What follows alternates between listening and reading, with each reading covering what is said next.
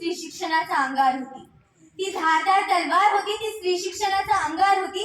ती प्रेरणा होती, ती स्फूर्ती होती, ती विद्येचा अलंकार होती.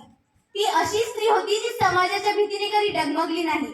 ती लढत होती, ती जगत होती आणि जगण्यासोबतच जगवत देखील होती. लाखो हजारो स्त्रियांचं ती भविष्य घडवत होती.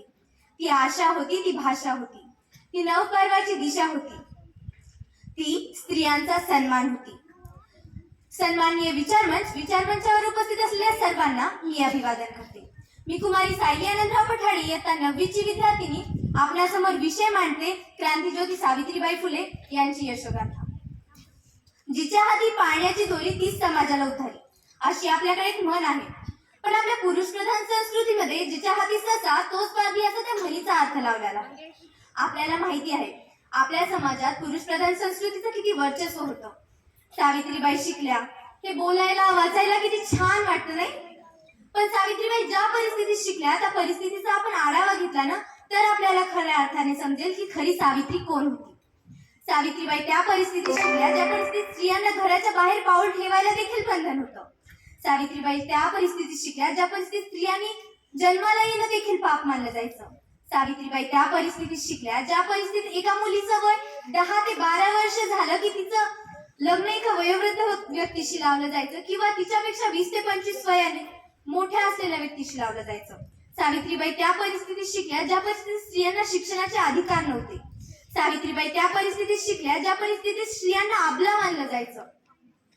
कारण तिथल्या करवट लोकांना माहिती होतं जर हीच अबलाणारी तबला झाली तर असल्या करवट लोकांचा तबला वाजवल्याशिवाय राहणार नाही. पुढे जाऊन सावित्रींनी मुलींसाठी शाळा उघडल्या. जेव्हा त्या मुलींना तिथे ज्ञान द्यायच्या, त्यांना शिकवणी द्यायच्या, जेव्हा त्या त्यांना शिकवण्यासाठी जायच्या तेव्हा त्यांच्या अंगावर दगडफेक व्हायची, त्यांच्या अंगावर चिखल फेकला जायचा, बऱ्याचदा शिव्या देखील द्यायचे. पण त्यांनी ते सगळं मनावर न घेता मागं नाही हटल्या. त्या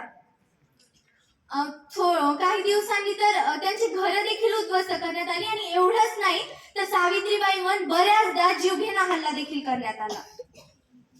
तरीही त्या मागं हटल्या नाही.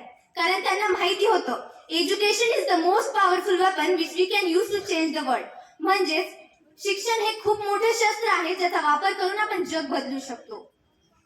म्हणून त्या कधीच मागे हटल्या नाही आणि त्यांच्यामुळेच आज मी इथे उभी आहे आणि त्यांच्यामुळेच त्याच गोष्टीमुळे आजच्या जगात आपण त्यांना देवी समान मानतो.